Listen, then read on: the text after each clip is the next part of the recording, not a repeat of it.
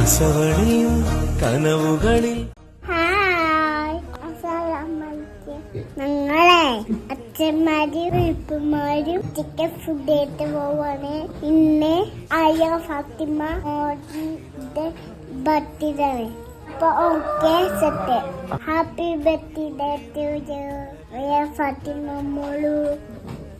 ഇടനെഞ്ചിനുള്ളിൽ ഓളാണ്, എന്നാലും ഇടം തേടും സ്വർഗം എങ്ങാണ്.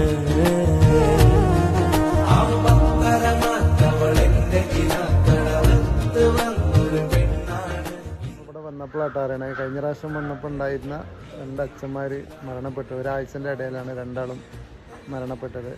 ഇസുമോള് ഉറങ്ങാണ് കേട്ടോ. അവളെത്തണ നേരമിരുട്ട് തെളിഞ്ഞ